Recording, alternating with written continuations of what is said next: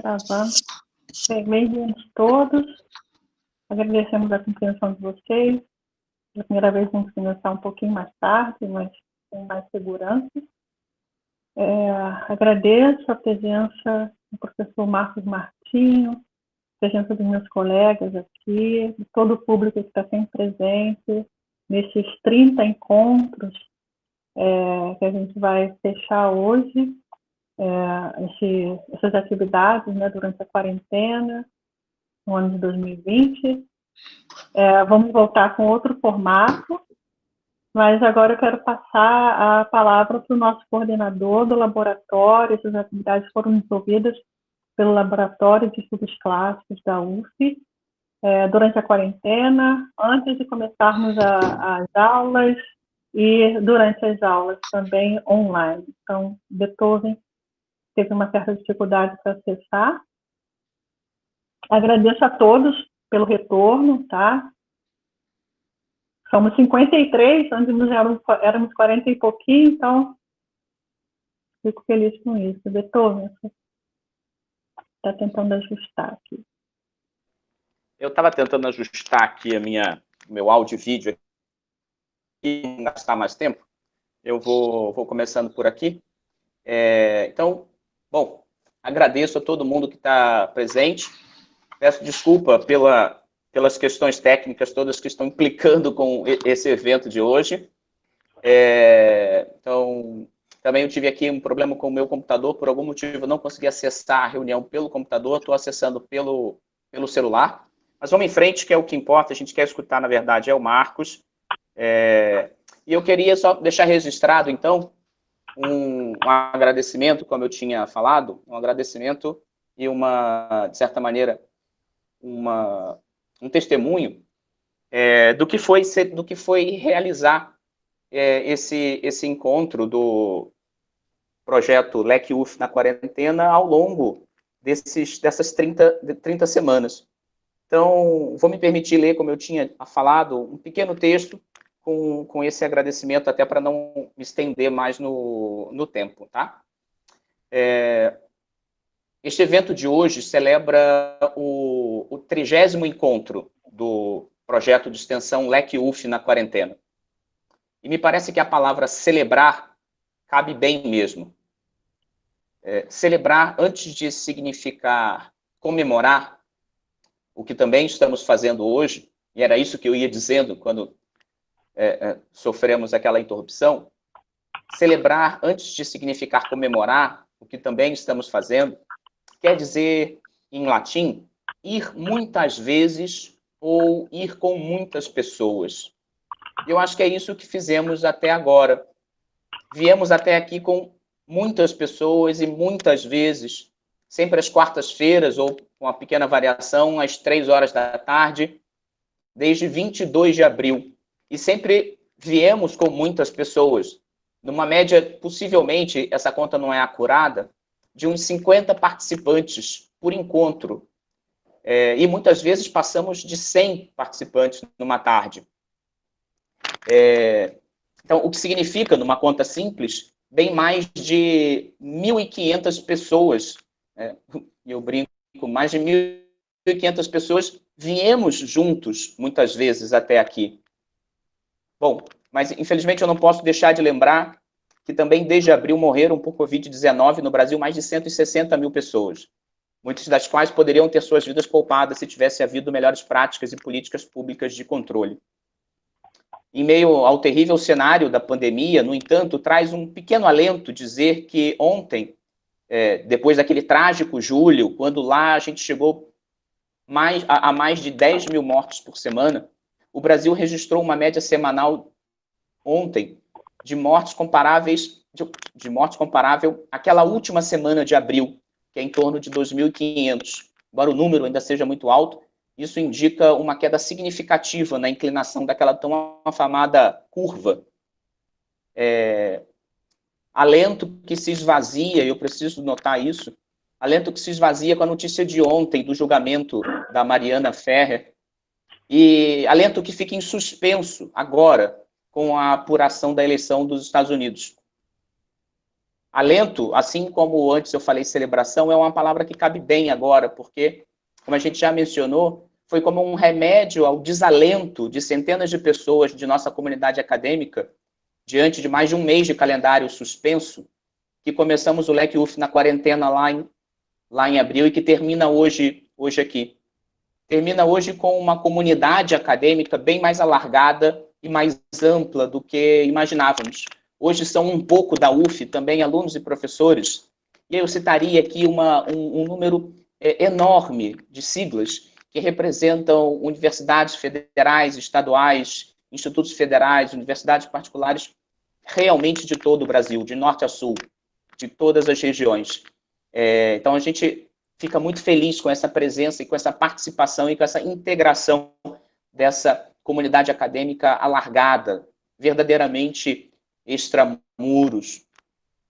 Eu preciso agradecer, não tenho como deixar de agradecer a todos os integrantes do Laboratório de Estudos Clássicos que contribuíram, todos dentro das suas possibilidades, e em meu nome, e em nome da professora Glória, que também lidera o laboratório, a gente deve um especial agradecimento à Grace, a professora Grace Dumont, que se agigantou e brilhou muito ao longo dessas 30 semanas. Com certeza é a host mais brilhante e carismática dos estudos clássicos online da UF.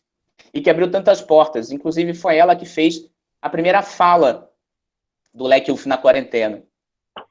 Gentil apoio também tivemos o tempo todo da professora Renata Casarini, como organizadora e mediadora, compartilhando ideias e fazendo 2 candentes apresentações. Agradeço muito a Glória também pelo impecável, por todo o apoio na organização, claro, por compartilhar esse momento, estando sempre atenta e ativa. A Glória que fez uma impecável apresentação sobre temas como adultério e prostituição na oratória grega, cuja discussão continua muito atual. Eu preciso agradecer também as nossas Fernandas, a Fernanda Messeder, da UFRJ, e a Maria Fernanda Garbero, da Federal Rural, pelas falas excelentes, ótimas, pelo suporte em vários momentos, pelas intermediações muito importantes. Muitos agradecimentos eu também dou aos colegas aqui da UF, ao Bruno Gripe, ao Leonardo Kaltner, ao Fábio Cairoli e ao Eduardo Freitas, o ex-UERJ, hoje o FRJ, que nos assiste aqui também.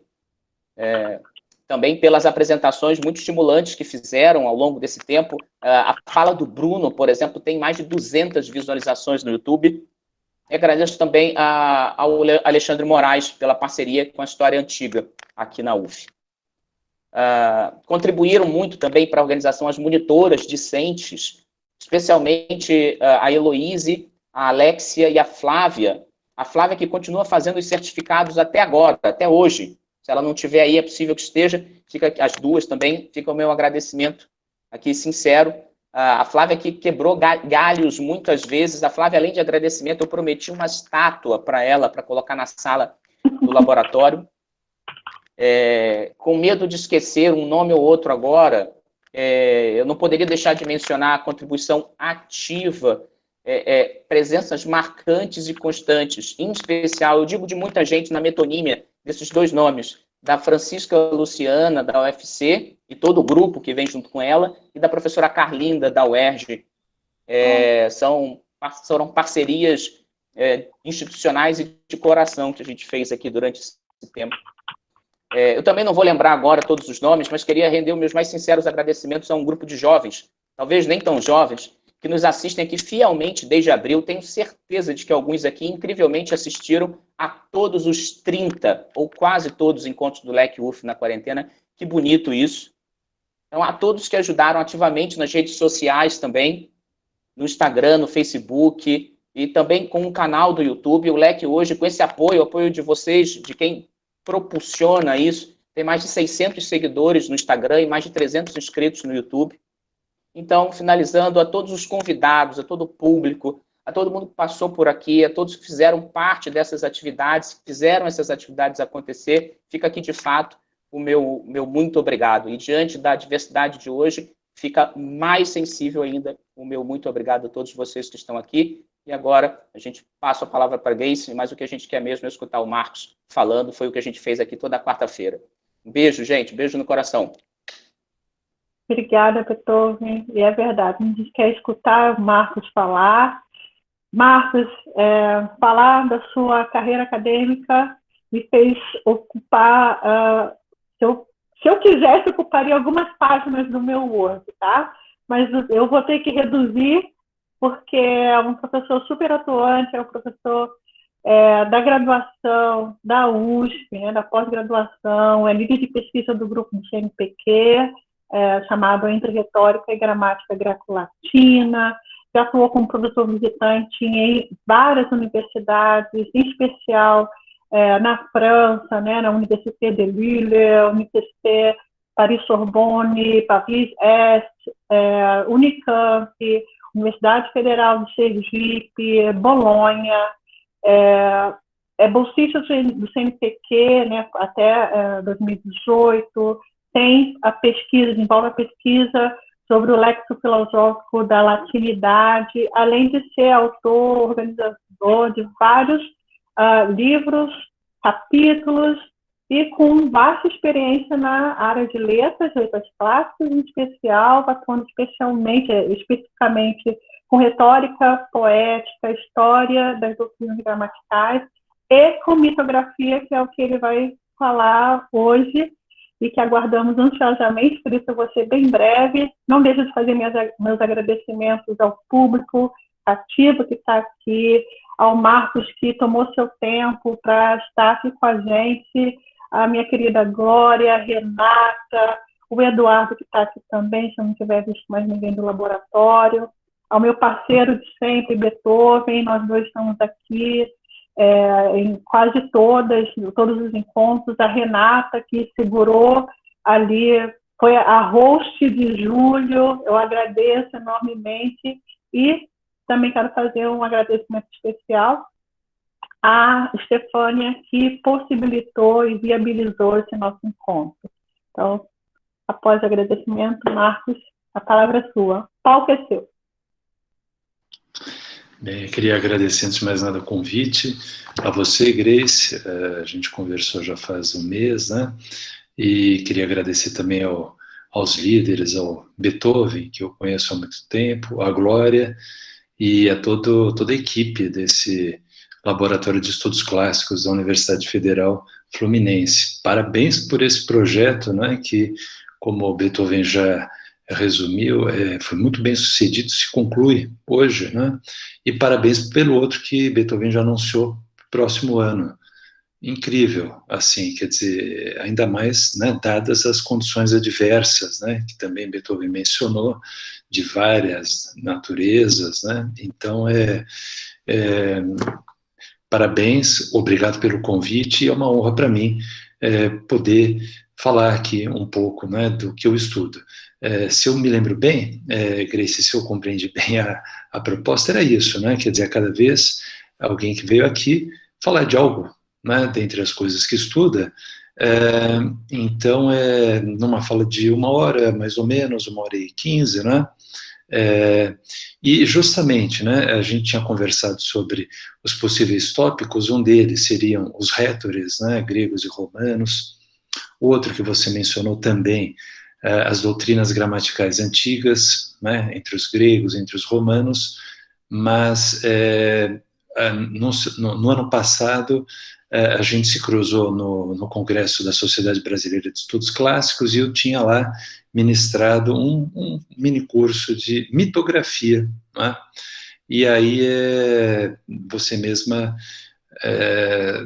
disse que poderia ser interessante aqui para o público, que, se então eu também compreendi bem, é um público amplo, misto, quer dizer, não é gente necessariamente especializada nos estudos clássicos, não é gente que, ainda que esteja na área dos estudos clássicos, já esteja na pós-graduação, pode estar na graduação e até no início dos seus estudos. Então, o que eu proponho fazer aqui é muito simples, tá? É falar brevemente desse meu interesse por essa matéria, né, a mitografia grega, e daí apresentar um pouco daquele material, justamente, né, que eu apresentei no ano passado no congresso da SBEC, tá?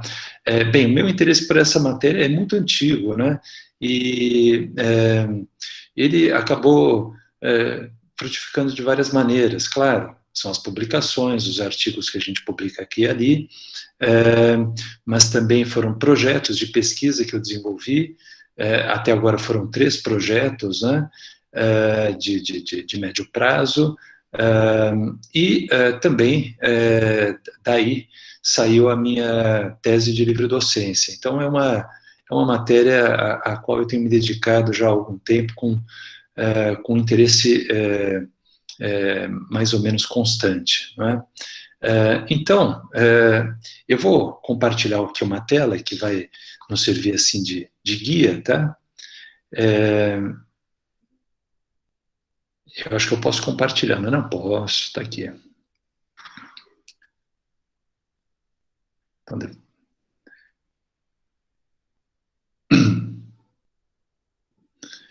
tá aí, né? Então, da mitografia grega, que é uma matéria muito vasta, né? Eu proponho falar de 4 aspectos, tá? Mas só antes de ir a esses aspectos, eu vou minimamente aqui mencionar alguns dos muitos textos assim chamados mitográficos, né? Textos que recebem esse título, tá? Por se propor fazer, por exemplo, isto, compor e daí reunir narrativas míticas ou interpretar essas narrativas. Tá? Como eu disse, eu vou me ater aqui a alguns aspectos, são 4 aspectos, né? Então, compor a narrativa, reunir as narrativas e interpretá-las filosoficamente ou historicamente. Não é? Vou me ater a esses 4 aspectos. Haveria outros, claro. Não é? E só para já ilustrar minimamente com alguns dos textos e autores, né, eu menciono esses aqui. Apolodoro, um pseudo-Apolodoro, que não é o Apolodoro de Atenas, autor da Biblioteca, né? E Eratóstenes, se não for o Eratóstenes de Cirene, então é um pseudo-Eratóstenes de Cirene, mas enfim, autor dos Catasterismos, né? Então, esses 2 já ilustram isso, né, de compor e reunir narrativas míticas, né? Um dos aspectos que eu vou comentar é isso, né? Quer dizer, quais são as características dessa composição? Eu vou procurar mostrar que, muita vez, né, a narrativa desses textos mitográficos, né, é um resumo, aí é que está, de uma epopeia ou, ainda mais, de uma tragédia. E, inclusive, de epopeias e tragédias normalmente perdidas para nós, né? Então, essa é uma das características da composição, né, narrativa desses textos mitográficos. Um outro elemento importante, um outro aspecto que eu pretendo comentar então daí esses autores eventualmente produzem esses resumos, quer dizer, que são essas tais narrativas, né? E daí reúnem, mas de acordo com algum critério. Então, o critério também é vário, tem mais de um. Né? Um critério notável aqui da Biblioteca de Apolodoro é o critério genealógico, é organizar, quer dizer, reunir, né, esses resumos, né, que são essas narrativas míticas, organizando-os de acordo com o critério genealógico, isto é, do parentesco entre as personagens, né? Então, por exemplo, começar pela narrativa de uma personagem mais antiga, e daí seguindo, narrando o que fizeram os descendentes, filhos, netos, e assim por diante dessa personagem, e ao fim e ao cabo de toda uma família mítica. Então, o critério genealógico é um desses critérios, tá? Por exemplo, notável aqui. Agora, há outros critérios. Aqui em Eratóstenes, esse critério genealógico é ausente. O critério aqui é outro. Eu chamaria critério analógico, quer dizer que é um critério, temático. Como já diz o título da obra, o autor aqui reúne narrativas míticas que contam como surgiu um astro, quer dizer, como que uma personagem né, humana, ou às vezes animal, né, ao morrer, foi lançada para os astros, se convertendo, não estou conseguindo pegar aqui, se convertendo, então, numa constelação.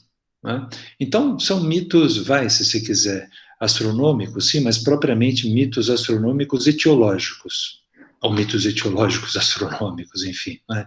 Que contam a causa, a origem, né? Dos corpos celestes. São 42, tá? São 42 constelações que são assim narrada, cuja origem é então narrada aí nessa obra. Bom,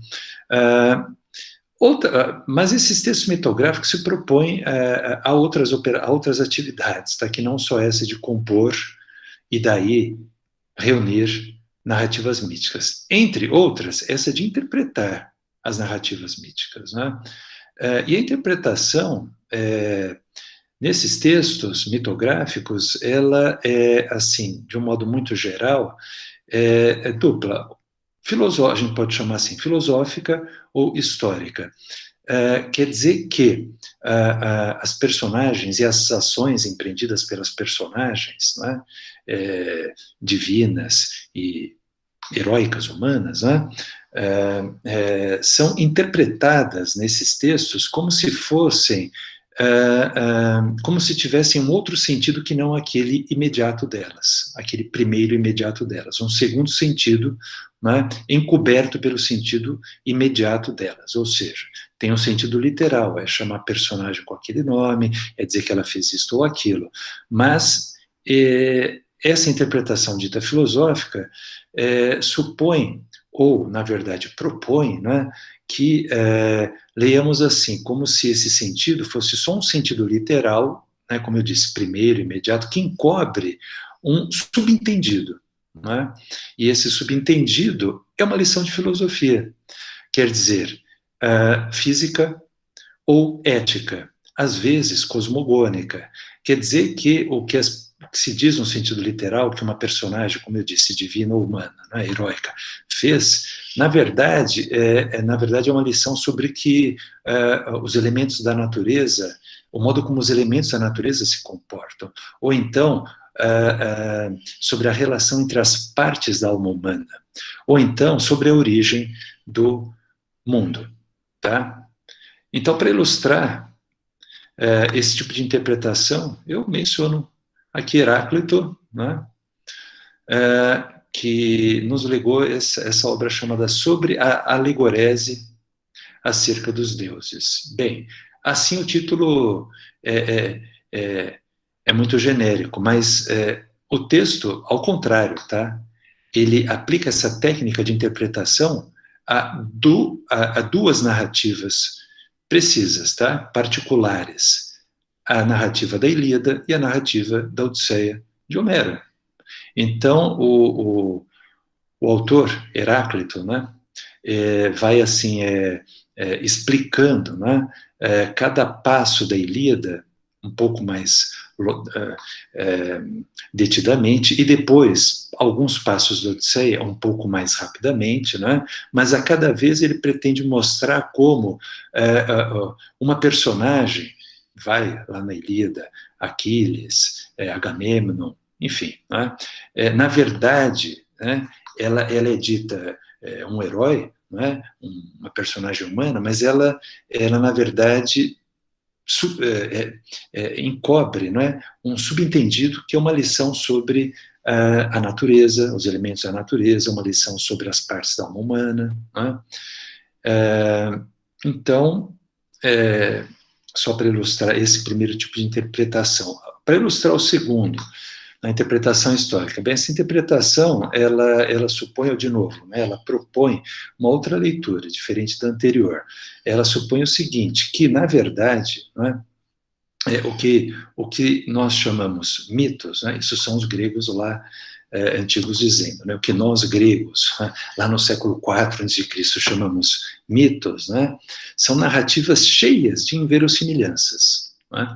Mas por quê? Porque, na verdade, são narrativas que foram sendo transmitidas por muito, muito tempo. É importante essa noção, tá?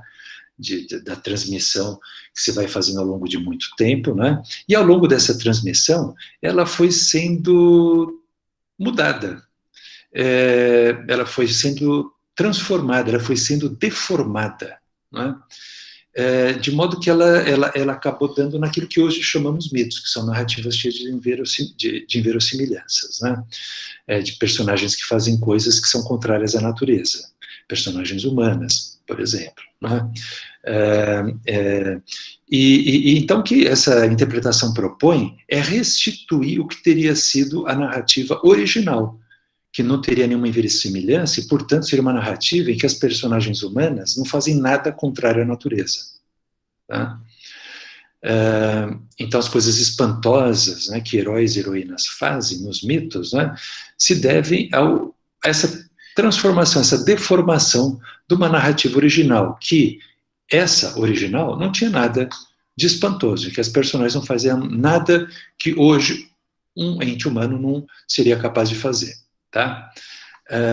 Então, para ilustrar esse tipo de interpretação, eu vou a Paléfato, né, Periapiston, né, acerca das coisas incríveis que não são dignas de fé, né, tá?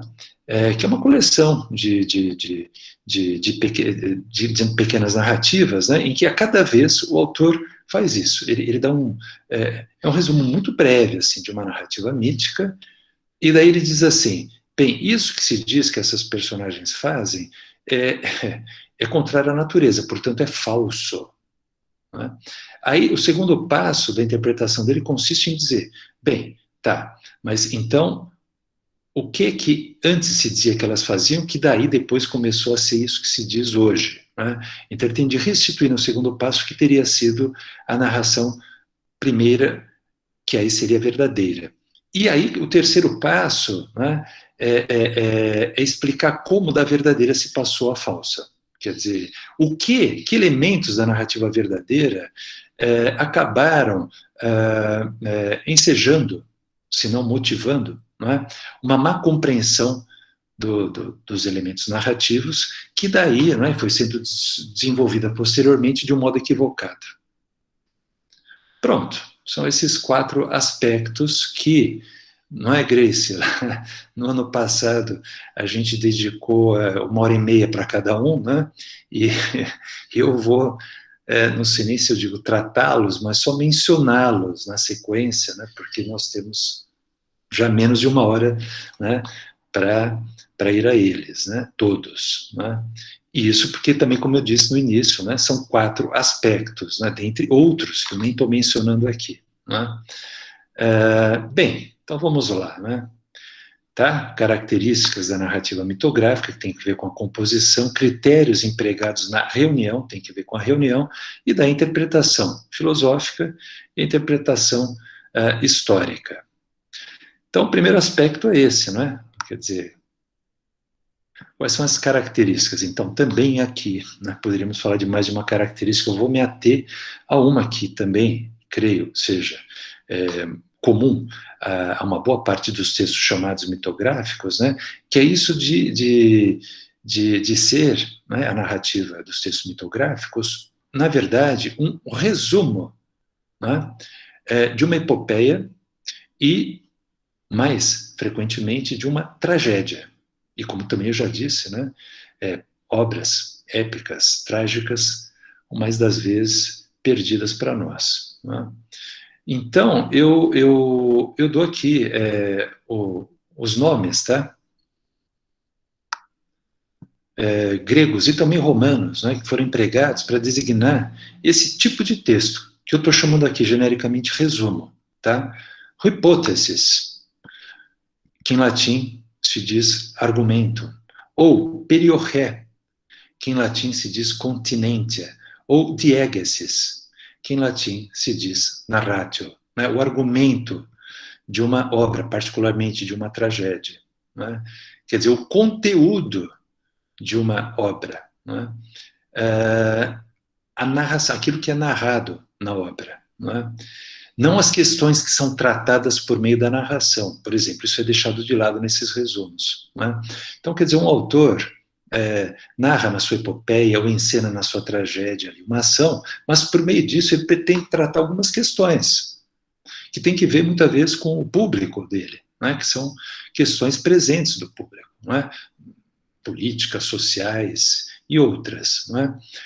Essas questões são sistematicamente deixadas de lado nesses resumos dos textos mitográficos. Né? Então, como eu disse, né, muitas vezes é resumo de uma epopeia, de uma tragédia perdida para nós. Tá, então a gente poderia ao menos dizer, bom, perdemos a obra, mas temos um resumo dela. Sim, mas esses resumos, eles são muito parciais. Então, um dos elementos que eles deixam de fora, sistematicamente, são essas questões que às vezes são o que mais interessa na obra que a gente lê, épica ou trágica, né? As questões que o autor pretende tratar, levar ao público dele. Né? Que não somos nós, são os antigos, mas enfim, a gente pode cavocar ali, né? E procurar distinguir que questões eram essas, né? Mas essas questões são deixadas de lado nesses resumos. Então, eles são muito frustrantes nesse sentido. Uma outra coisa também, que é comum nesses resumos, você sabe, não é? Quer dizer, Homero, mesmo lá na Ilíada, nos quase 16 mil versos da Ilíada, né?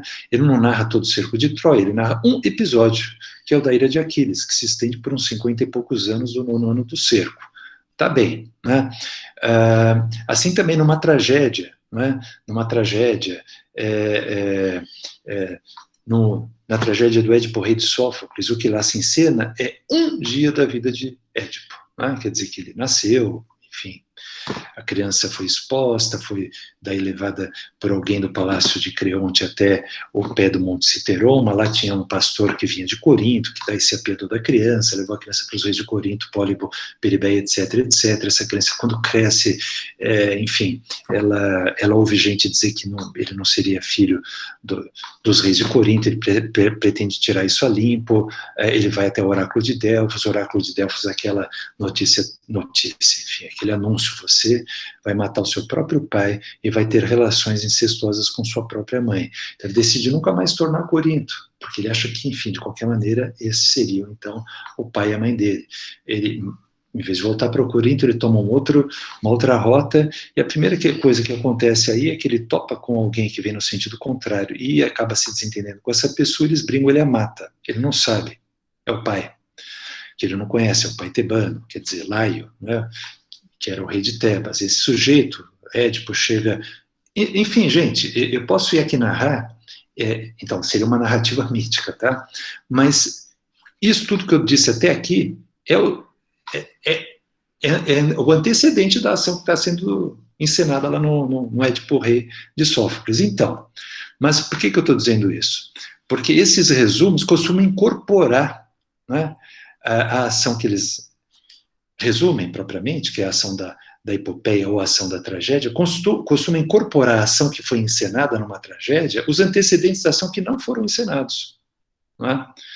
Assim, em pé de igualdade. Não é? Claro, todos esses antecedentes que eu aqui resumi rapidamente são rememorados pelas personagens, numa conversa ou noutra, de Édipo com Jocasta, e aqui e ali, depois na cariação, né, do pastor coríntio, que agora é o mensageiro na peça, com o criado do palácio, que a essa altura vivia no campo. Aqui essas coisas vão sendo rememoradas, né, mas elas não são encenadas. Então não é a ação da peça. A ação da peça é um dia na vida de Édipo, não é um dia qualquer, o dia em que ele descobriu tudo, não é? Que foi o dia avassalador da vida dele. Mas é isso que se narra lá. Então, quer dizer, resumir propriamente essa ação seria dizer assim, Édipo investiga, né, quem teria sido o assassino do rei de Laio, né, por indicação do oráculo de Delfos. Né? Então ele leva essa investigação a cabo, e essa investigação surpreende a todos, inclusive ele mesmo. Ele acaba por descobrir ao longo dessa investigação que, na verdade, ele era o filho, a criança que nasceu, o filho de Laio, né, que um dia foi exposta e foi criado em Corinto, e daí ele acaba descobrindo também que, se é assim, então que ele estava casado com a própria mãe. Tudo isso sem saber até então, com a qual ele tinha tido 4 filhos. Eu posso resumir mais ou menos assim, estou minimamente tentando me ater ao que à ação que é encenada, né? Mas os resumos não fazem isso. Essas narrativas míticas dos textos micrográficos normalmente incorporam antecedentes da ação, né, que foi encenada numa peça, à ação propriamente encenada na peça. E os apresenta assim linearmente, numa ordem da cronologia dos eventos míticos, né? Bom, então já estou antecipando, né, coisas que, se a gente, claro, né, tivesse mais tempo, a gente poderia ilustrar e ler aqui e ali com mais vagar, né? Mas eu, antes de mais nada, né, ilustro, né,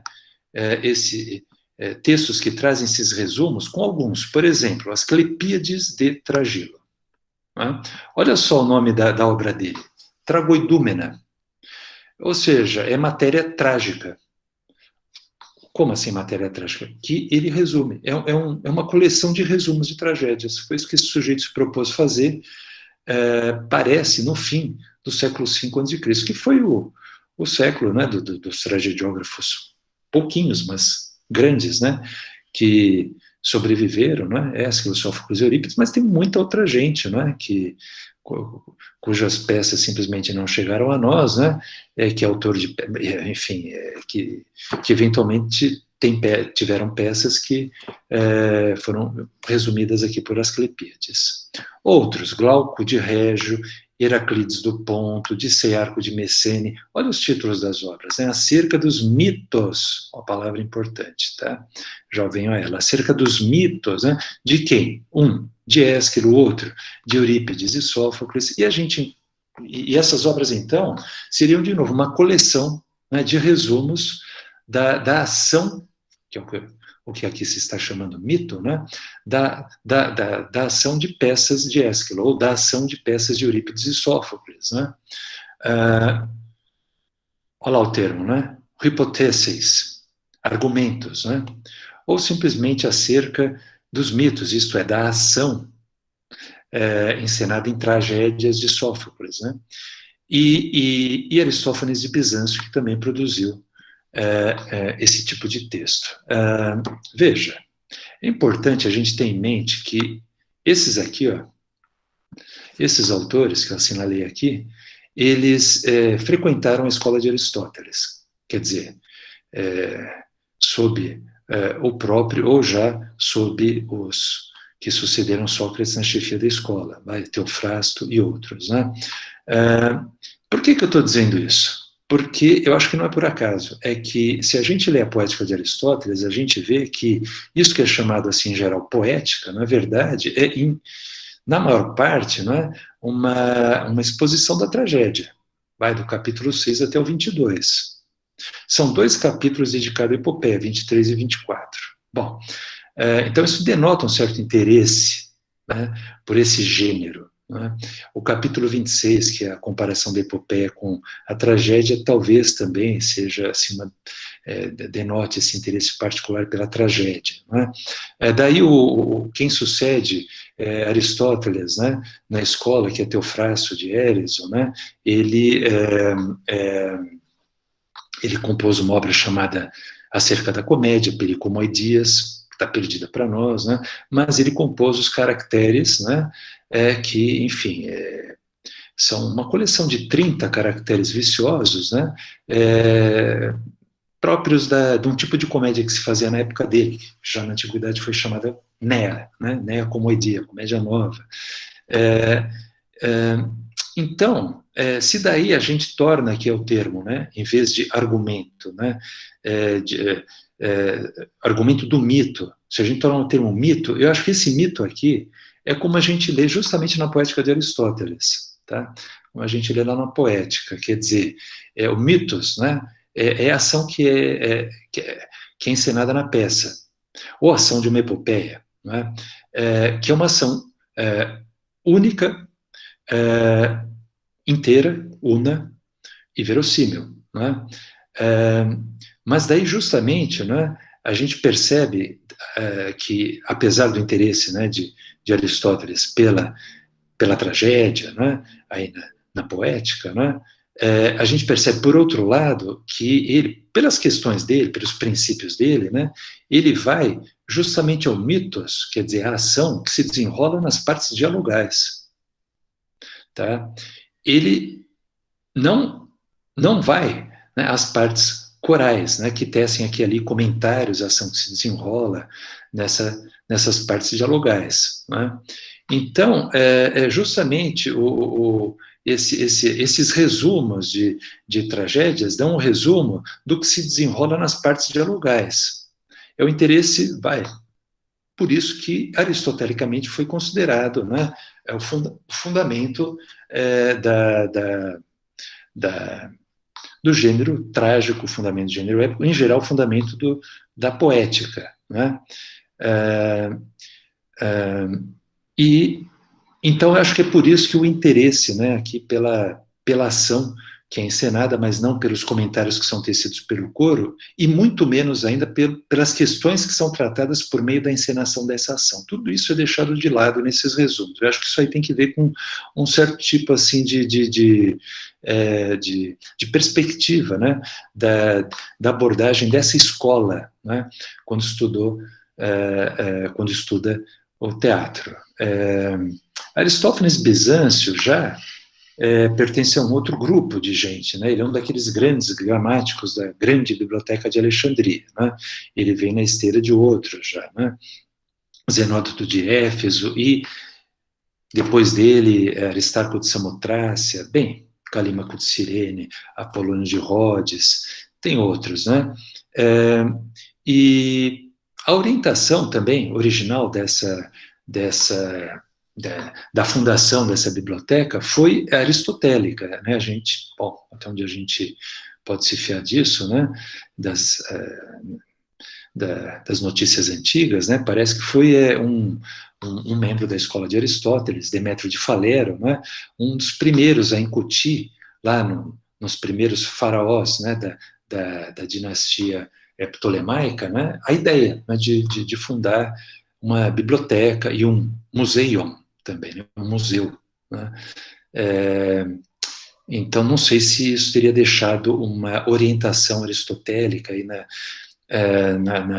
no tratamento dos textos. Né? É possível, né? Por outras razões que a gente não tem tempo de mencionar aqui, mas enfim. Né? O que eu quero dizer é que tem hipóteses, né, argumentos, né, que nos manuscritos encabeçam tragédias que são atribuídas, algumas, né, a Aristófanes e Bizâncio. Né? Bem, tá aí. Mas, olha aqui, ó, esses textos são fragmentários. Tudo isso aqui é fragmentário. Aristófanes e Bizâncio, a gente tem, assim, os argumentos que são atribuídos a ele, né? Mas das peças que chegaram a nós, que, como vocês sabem, são pouquíssimas, né? Quase nada. Né? Então, pelo menos esses argumentos estão completos, né? Mas é muito pouco, talvez, do que ele teria produzido. Né? E do resto a gente tem fragmentos mais ou menos numerosos, mais ou menos extensos. Tá? Agora, a biblioteca de Apolodoro, quando a gente aqui ele percebe, tá? Que a narrativa é o resumo, né? De uma peça, quando não é o próprio autor que diz, né? Então, quando a gente percebe, né? Bom, pelo menos aqui a gente tem um texto aí sim completo. Você deve estar estranhando aqui Gino, porque esse autor, diferentemente de tudo que eu citei aqui, é romano, ele não é grego. Porém, os mitos de Gino são claramente uma tradução latina de uma obra grega perdida, que a gente nem sabe de quem seria. Tá? Assim como, aliás, Gino também, eu volto aqui, traduziu os catasterismos de Eratóstenes em latim. E aqui, no caso, a gente tem o grego original e a tradução latina. Tá? Enfim, é uma obra, se você quiser, grega em latim, tá bom? Assim para você? Gracie, me diga uma coisa, hein? Eu acabei não marcando o horário exato em que eu comecei a falar e... Não, a gente pode ir até 4h30 em compensação, tá bom? Tá bom, tá bem. Então, olha só, era para ilustrar, né, que com alguns dos fragmentos, olha lá, dessa gente, Só alguns, hein? Mas tá aí, Asclepíades de Tragilo, Aristófanes de Bizâncio, e mostrar lendo aquilo, aí daí o próprio Higino, né? E mostrar lendo isso que eu até aqui simplesmente disse, tá? Então, eu passo ao segundo aspecto, quer dizer, o critério empregado na reunião das narrativas, como eu já também antecipei, né? Pode ser mais de um critério, né? Então, o critério pode ser genealógico, né? Como lá na obra de Apolodoro, do Pseudo-Apolodoro, a qual a gente vai daqui a pouco, ou pode ser aquele outro critério, né? Chamei assim, temático, analógico, né?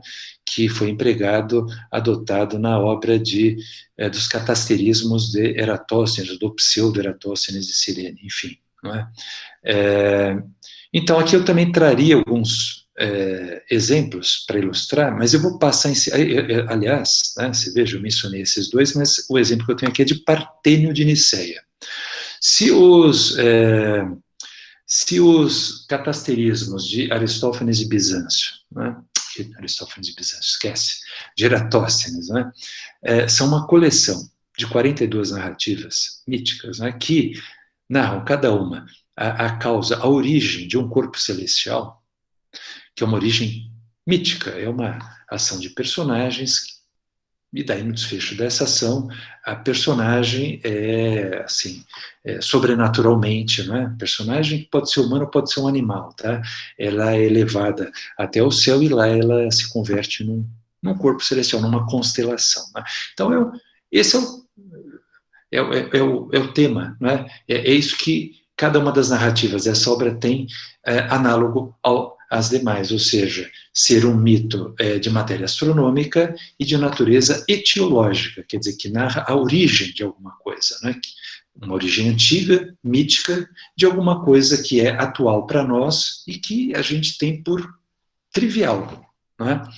Mas que na origem antiga, mítica, não foi trivial. Foi uma transformação, né, de um ser vivo num corpo celestial. Isso não tem nada de trivial. Né? Então, isso. Agora, o Partênio de Niceia, que eu trouxe aqui, também a gente não vai ter tempo de ler, mas eu vou falar. Ele é um grego que vive em Roma no século I a.C., e ele compôs, né, os Erotica Pathemata, os padecimentos amorosos. Então, uma coleção de mitos em que não tem relação genealógica entre as personagens de uma narrativa com a da outra, não é. O critério é como esse de Eratóstenes, tá? O que cada narrativa tem em comum com as demais, análogo às demais, né? É que no desfecho da narrativa tem uma personagem que sofre de amor, padece por causa do amor, tá? E é claro, né? Essa obra ela foi dedicada a um poeta romano que, enfim, Galo, né, que foi considerado em Roma, um introdutor em Roma do gênero elegíaco, que em Roma, esse gênero, não necessariamente no mundo grego, mas em Roma, nessa época, esse gênero, né, tem por matéria o amor, sim, mas na chave do sofrimento. Tá?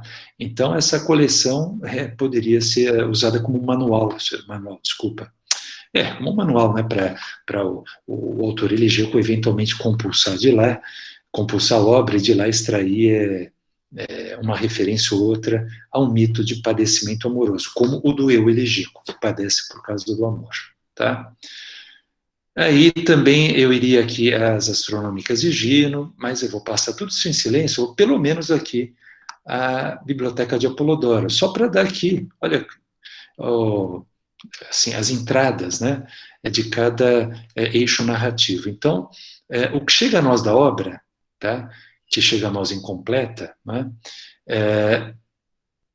está assim distribuído em 3 livros, de modo que no primeiro livro nós leamos, antes de tudo, as genealogias divinas, e daí, numa segunda parte do primeiro livro, genealogias humanas que vão se seguir até o fim, tá?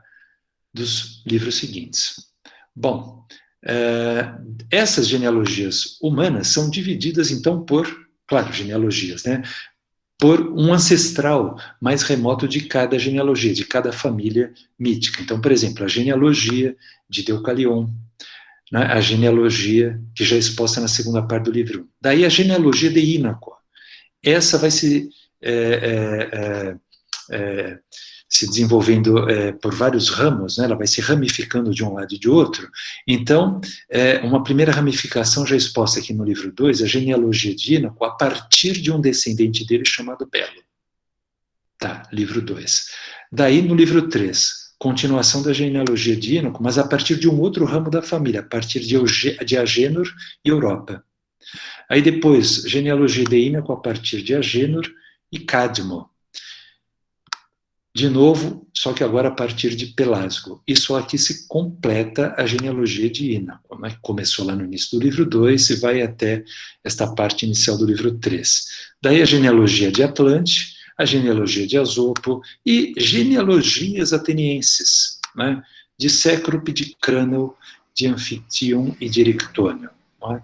Não chegaram todas as genealogias a nós, haveria outras na sequência, mas chegou a nós um resumo, você veja, de alguém que ainda lia essa parte final da obra, que está perdida para nós, né, e dispomos de um resumo, né, disso. Bom, como é que ele procede? É como eu disse, ele vai ao ancestral mais remoto, vai Ínaco, né, e diz assim, esse Ínaco era uma divindade fluvial, da região da Argólide, tá?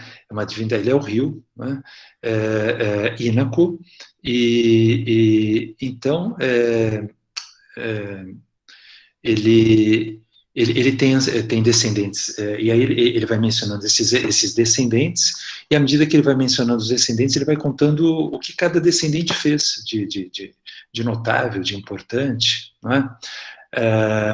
Então, ele diz que, por um lado, Ínaco teve uma filha que se chamou Io, e essa Io despertou o interesse do deus Zeus, né? Mas, ao mesmo tempo, o ciúme de Hera. E, por causa disso, ela foi perseguida por Hera, então ela teve que sair da Argólide, né? E foi até a Índia, né? Perseguida pela deusa. Quando ela torna em direção ao Ocidente, no entanto, ela não torna o mundo grego, ela vai ao Egito, e lá ela fica. Né? E lá ela foi recebida como um faraó. Né? E daí lá ela teve o filho, né, de Zeus, né, que foi Épafo. Épafo, por sua vez, filho único, né, teve uma filha, né, com a ninfa Mênfis. E essa filha se chamou Líbia. E Líbia, também filha única, teve com o deus Poseidon. Né? Então, aí que chegamos. Né? Aí, ó. Né? 2 filhos, Belo e Agênor. Tá? Então, Belo e Agênor, agora são 2, não é um só. Porque até que era o filho único Épafo, a filha única Líbia, e agora são 2 filhos. Né? Como são 2, o que é que acontece? Eles disputam poder. E Belo, que é mais forte, acaba expulsando Agênor, que vai se estabelecer na Fenícia. Né? Então, Belo é que permanece no Egito, como governante do Egito. Né? E daí ele tem 2 filhos, né? Dânao e um que tem o nome da região, Egipto.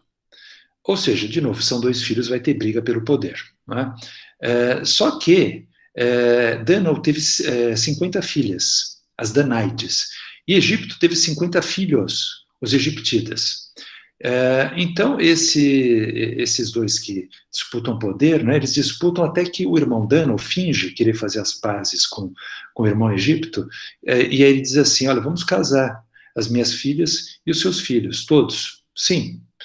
Só que, claro, era uma trama. Na verdade, Dânao combinou com as filhas que na noite de núpcias, não haveria noite de núpcias, porque elas, cada uma na recolhida dos seus aposentos, mataria o seu esposo.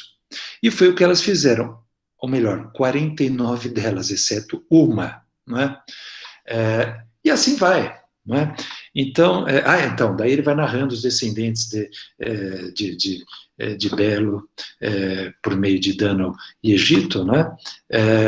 E quando ele termina isso, aí ele retoma. Bom, agora vamos voltar a Agênor, que tinha ficado lá atrás. Né? Agênor, por sua vez, também teve mais de um filho, né? São 4 filhos e uma filha, chamada Europa. Um dos filhos de Agênor é Cadmo. Tem um outro que é Sílix, tem um outro que é Fênix. Bom, mas Europa foi, também ela despertou o interesse de Zeus, e Zeus a levou embora da Fenícia, a levou para Creta, sem que ninguém soubesse para onde ela tinha ido, né? E o pai, desconsolado, dá aos filhos uma ordem, que eles saiam pelo mundo procurando a irmã e, veja só retornem se a encontrassem, né? Nenhum encontrou, nenhum retornou. Cada um se estabeleceu aqui e ali num lugar diferente do mundo mediterrâneo, né? Cadmo, justamente, chega à Grécia continental e ele vai até o oráculo de Delfos, porque, enfim, vai perguntar ao oráculo se tem alguma informação sobre o paradeiro da irmã. E o oráculo é sempre assim, né? Se perguntar, ele diz nem A nem B, mas uma outra letra qualquer, né? Que você não esperava. E aí o oráculo diz isso: olha, esquece essa busca. Claro, porque o oráculo sabe que ela foi levada por um deus. Tá aí Apolo, que é o deus do oráculo, não quer se intrometer nas coisas de Zeus, né? Então, esquece essa busca, você vai sair daqui, você vai topar com uma vaca. E você vai seguir esse animal. Onde ele parar, você vai fundar uma cidade. E então é isso que ele vai fazer, ele vai fundar a cidade de Tebas. E daí, então, a continuação dessa narrativa é a continuação dos descendentes de Cadmo, que lá pelas tantas, né?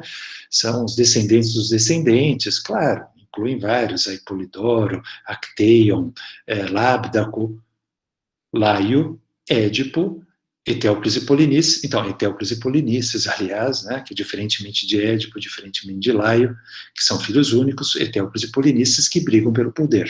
Tá? Então, eu aproveito, né, eu dar esse resumo pálido, desculpem, é que a gente não tem tempo, né, só para dizer que um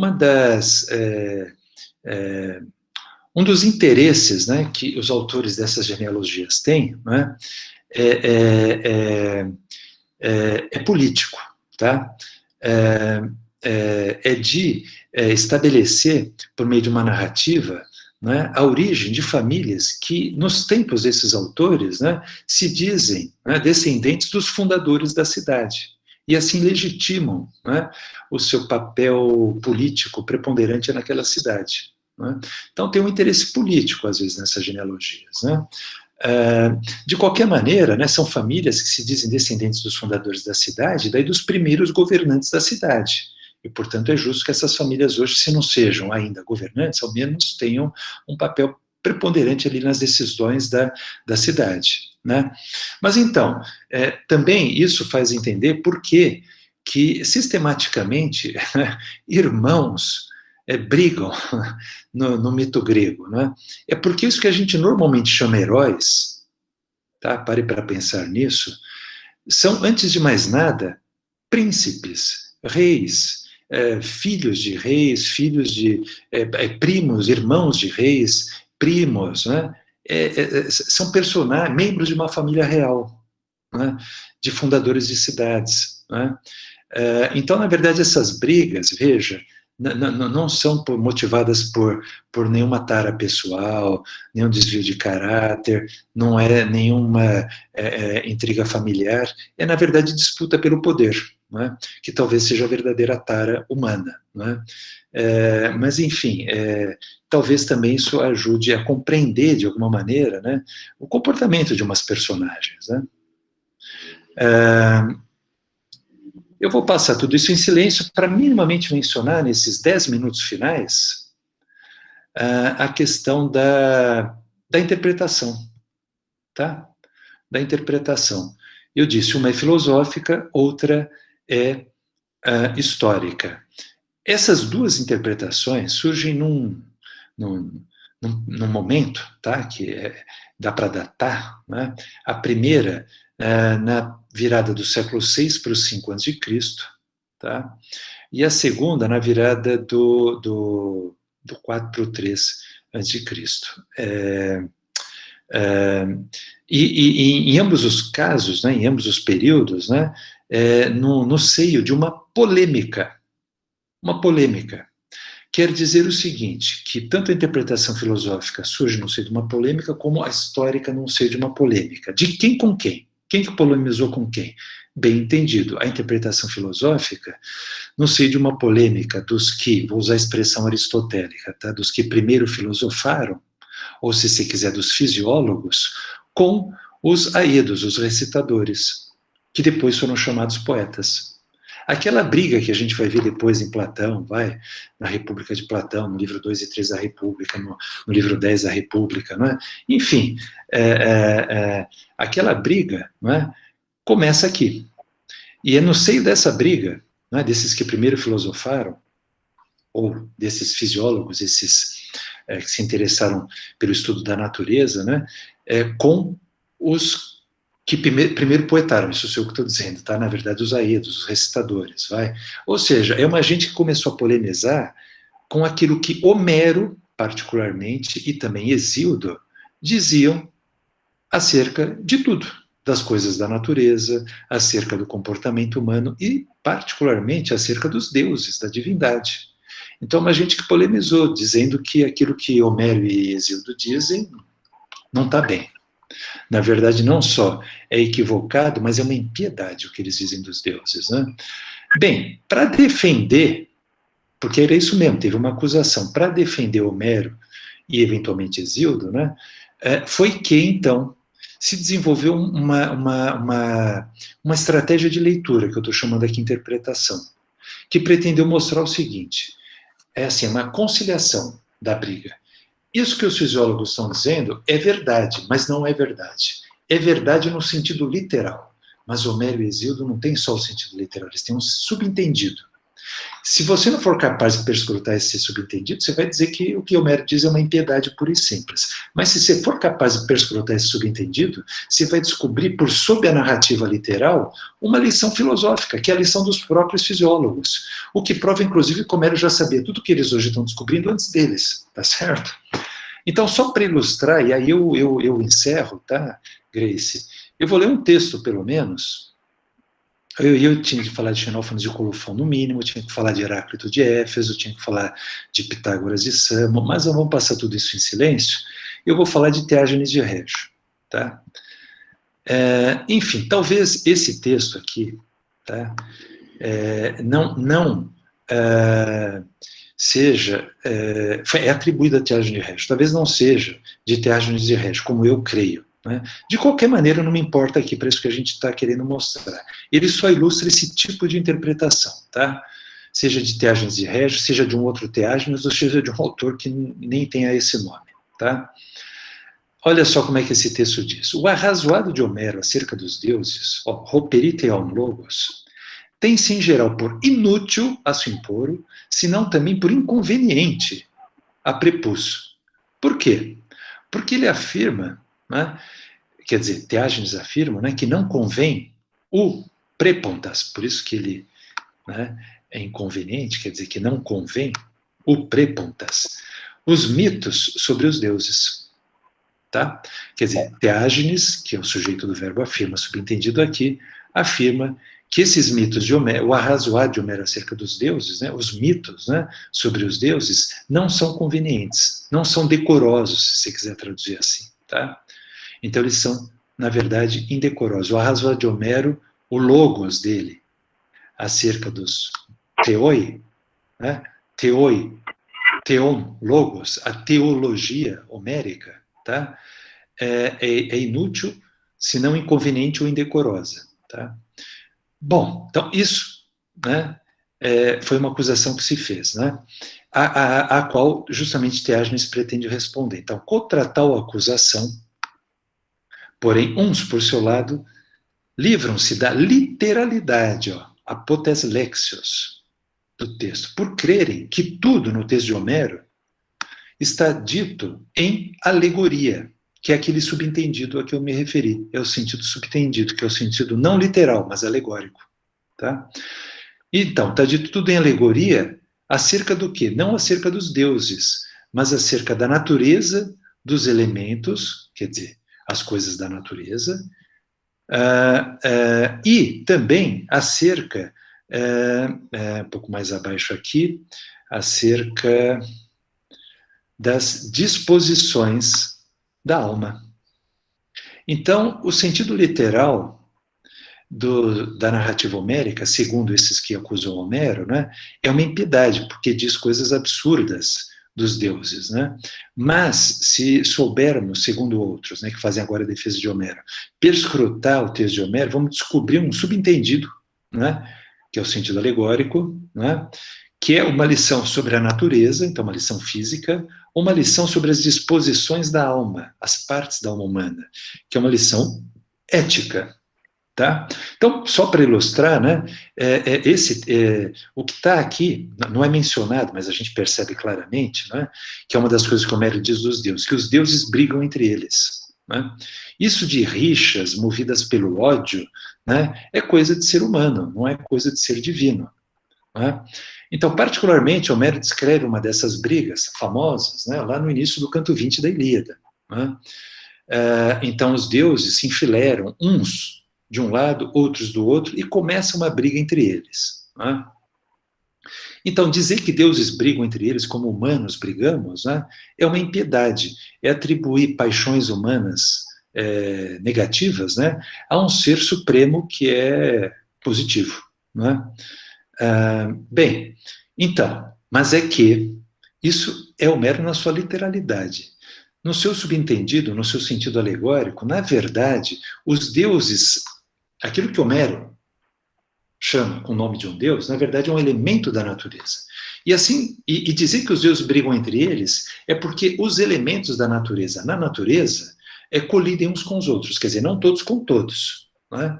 Mas uns com os outros.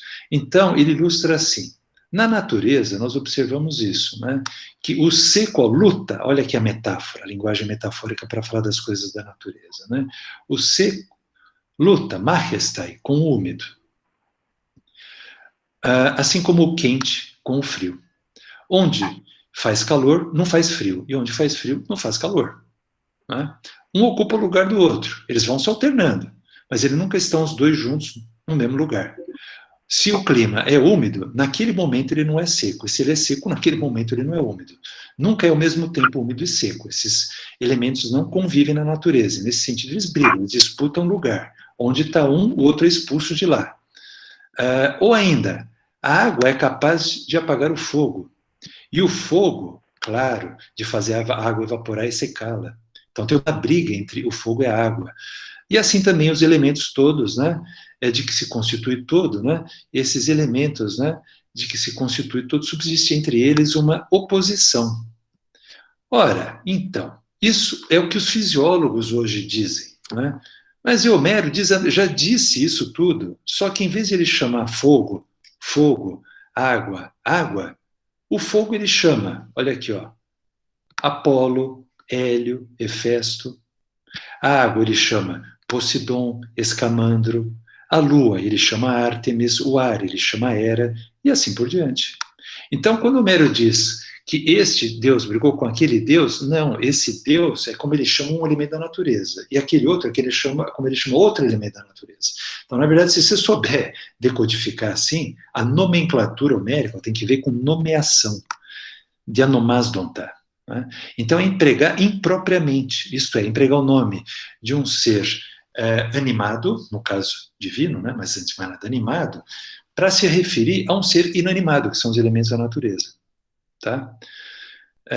Então, a alegoria, no fundo, é uma metáfora. Né? Ou então, a mesma coisa quanto às partes da alma humana. A mesma coisa, tá? Os fisiólogos, os filósofos, talvez já fosse melhor dizer, né? Esses pensadores antigos distinguem, né? Dizem que tem uma parte da alma humana, uma disposição da alma humana que é racional, e uma outra que é irracional. E que essa irracional, ela é, por um lado, a irascibilidade, são os afetos, né? E do outro lado, ela é a parte apetente, a parte motora, certo? Da nutrição e da locomoção. Então, e essas partes da alma humana brigam entre elas, né? Às vezes o apetite diz, quero mais, mas a razão diz, não, mas já foi o suficiente, é melhor não. E precisa ver quem que se curva a quem, né? A vontade que está aí no meio, ouvindo a voz da razão de um lado e a voz dos apetites do outro, ela fica ali dilacerada. Será que eu obedeço aos apetites que estão pedindo mais, ou a razão que diz que já foi o suficiente, basta, não precisa de mais, né? e a vontade de ficar ali dilacerada entre uma parte e outra da alma. Então, a mesma coisa, assim como essas partes da alma brigam entre elas, Homero fala disso, só que ele dá nome de deuses para essas partes da alma. Então, a parte da alma racional, a sensatez, a frônesis, Homero chama Atena. A falta de frônesis, a insensatez, ele chama Ares.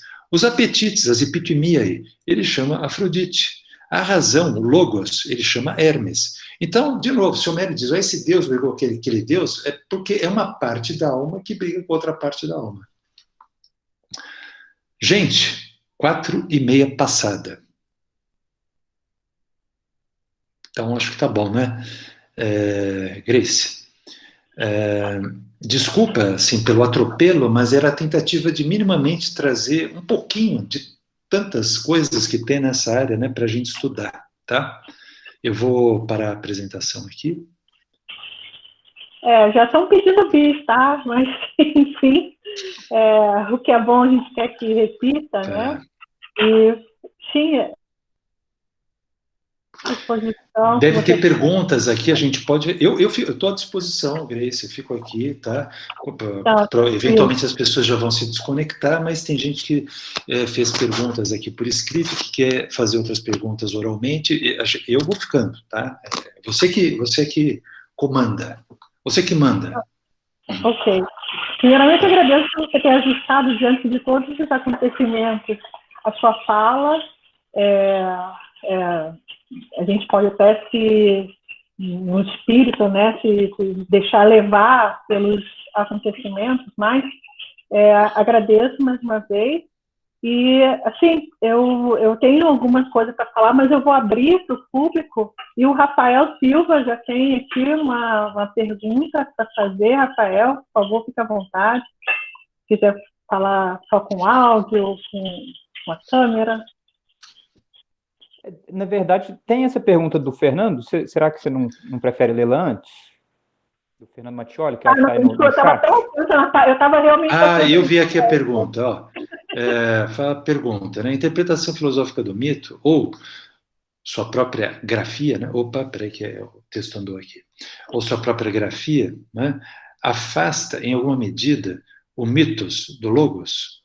Ou seja, representou, em algum momento, o questionamento ao mito, já que a filosofia e a história são associadas a uma racionalização do mito. Então, a interpretação filosófica do mito... Não, justamente, Fernando, eu diria o contrário, eu até usei essa expressão, conciliação, ela procura conciliar. Quer dizer, procuraram afastar uma coisa da outra. Tá? O que essa interpretação procura fazer é conciliar. Quer dizer, é como se fosse assim, né? No sentido literal, é propriamente um mito, mas no subentendido, no sentido alegórico, é um logos. Então, Homero seriam as duas coisas. Tá? De acordo com essa interpretação. Tá? Eu não estou dizendo que Homero sejam as duas coisas, estou querendo dizer como é que eu entendo a proposta dessa interpretação. Tá? Bem, então agora eu estou de volta. Vai lá.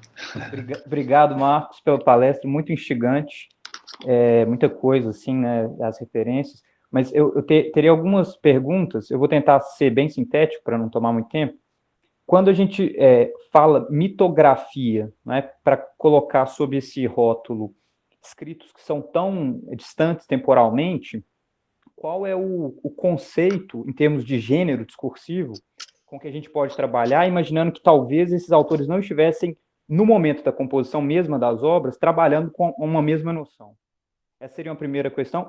E ligada a ela, seria, pensando então nos possíveis propósitos dessas escritas, achei muito interessante você falar dos propósitos políticos.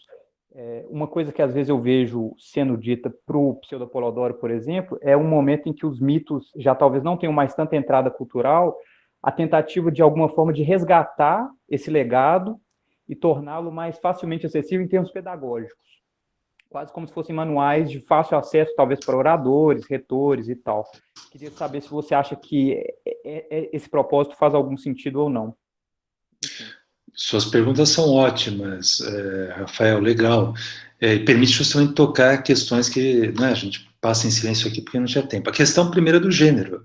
Então, eu de propósito, né, eu tinha essa questão em mente quando eu resvalei nessa questão, dizendo, olha, as narrativas míticas, não sempre, mas muitas vezes, são um resumo. Então, esse é o gênero resumo, tá? Que é um gênero parafrástico. A paráfrase é um exercício que até se consolida ao longo da tradição grega e daí romana, né? A paráfrase de um autor, né? Esse é um gênero de texto, é um gênero parafrástico, né? Ou seja, é um resumo. Aí tem aqueles vários nomes, né? Uma hipótesis, um argumento, uma diégesis. Então, isso também é fazia parte do exercício da paráfrase, tá? Que é o seguinte, o texto original, ele é dialógico. Eu reduzo ele não só a um resumo, porque é um texto mais sucinto, mas a um resumo diegético, narrativo. É transformar tudo em narrativa, tá? Então, é um resumo, por um lado, é uma diégesis, por outro, uma diégesis que parte...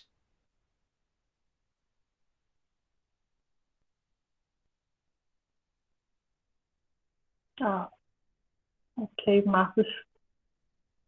Sócrates propõe, quando ele distingue justamente, né, a lexis, aquela maneira de falar, né, por meio de imitação, e aquela maneira de falar por meio de narrativa simples, né, e aquela outra que é uma mistura dos dois, ele diz, Homero é uma mistura dos dois. Aí ele diz, eu vou aqui dar um resumo do início da Ilíada. Só que quando ele dá esse resumo, não só é um resumo, mas é um resumo diegético.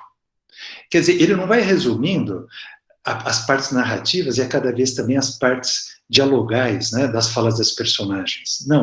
Não tem fala de personagem nesses resumos, né? Então, isso também faz parte das características desse gênero de discurso. Agora, você também tocou na terminologia, que é muito importante, o termo mitografia, mitógrafos, né? Claro, esse termo é atestado na antiguidade, está entre os gregos. Agora, ele tem acepções que não correspondem exatamente à acepção moderna, e quando eu digo moderna, quero dizer essa que foi cunhada no século XVI, tá? 16, 17, como chega até hoje, né? O que eu quero dizer é muito simples aí, tá? Que, por exemplo, essas narrativas, né? Por exemplo, no caso lá da Biblioteca de Apolodoro, elas, como também é o caso dos mitos de Higino, elas, eu tenho um estudo que eu pretendo mostrar isso, que eu vou resumir aqui em poucas palavras, tá? Elas provavelmente foram elaboradas por gramáticos. Então, elas são um instrumento de trabalho do gramático, tá? Então, pela matéria, você pode dizer que o texto é mitográfico, mas pelo autor, o autor não é um mitógrafo, ele nunca soube que ele era um mitógrafo, ele é um gramático.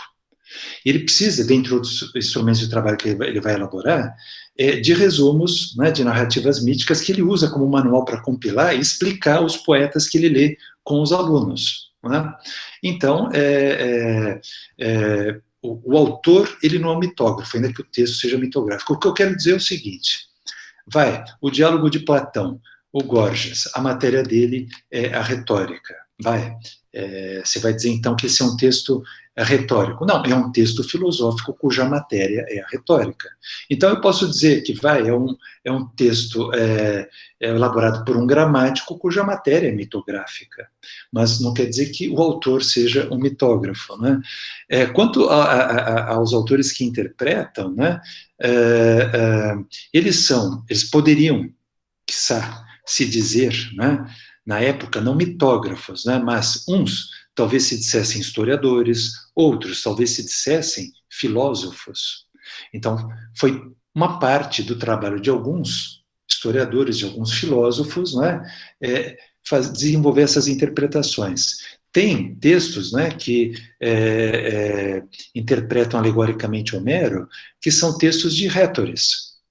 Então, quer dizer, o autor, ele não é um mitógrafo, é a matéria do texto, que é chamada genericamente, hoje, mitográfica, tá? Mas o autor é um gramático, ou um historiador, ou um filósofo, ou um rhétor, que lida com narrativas míticas, ou às vezes produz narrativas míticas, né? Tá? Mas em âmbitos diferentes de trabalho, né, e de interesses, né? Então, por exemplo, Crisipo, de Sólias, né, mais de um da escola estoica, tá, escreveu um texto, Periteon. Esse texto está perdido para nós, mas a gente tem muitos fragmentos desse texto, tá? E são fragmentos mais ou menos extensos, tá? Então, faz parte, né, dos amplos e vastos e vários interesses desse filósofo Crisipo de Sólias, né? Esse filósofo da escola estoica, assim como outros anteriores a ele, tá? Cleantes de Aço, Zenão de Cício, compuseram, como ele, um Periteon acerca dos deuses, né?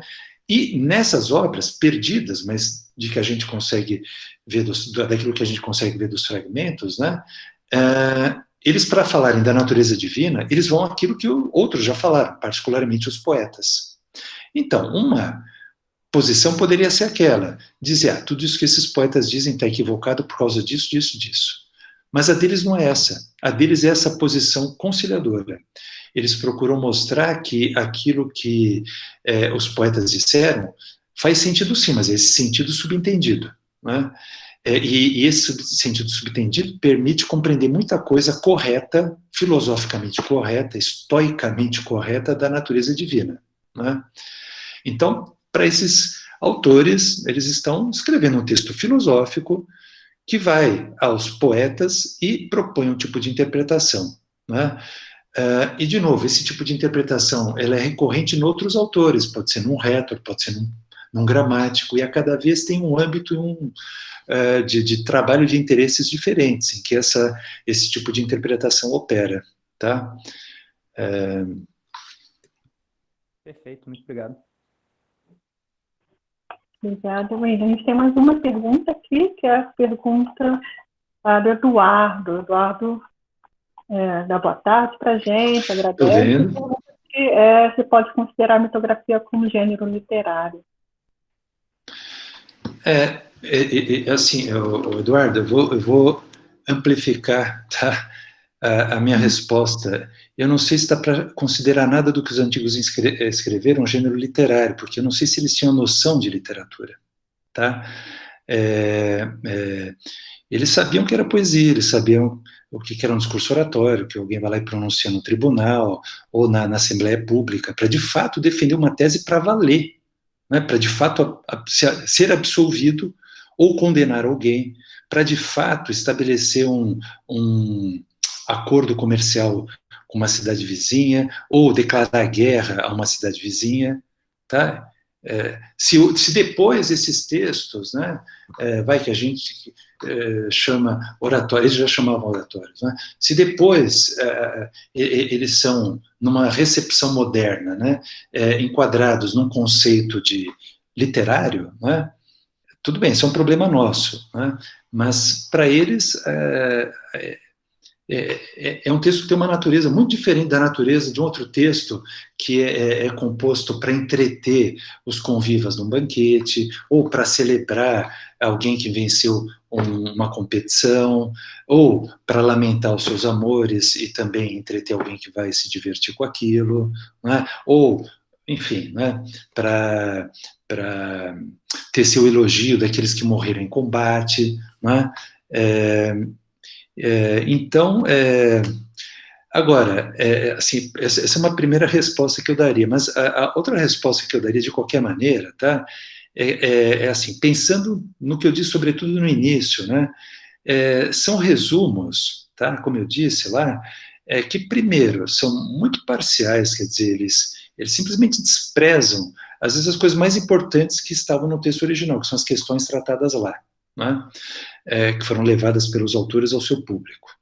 E além disso, né, ao narrar a ação, que é já narrada no texto original, ou encenada num texto original, eles ainda incorporam a isso coisas que não estavam lá. Então, quer dizer, não só é parcial, mas não é exatamente fiel ao que foi narrado ou encenado no texto original.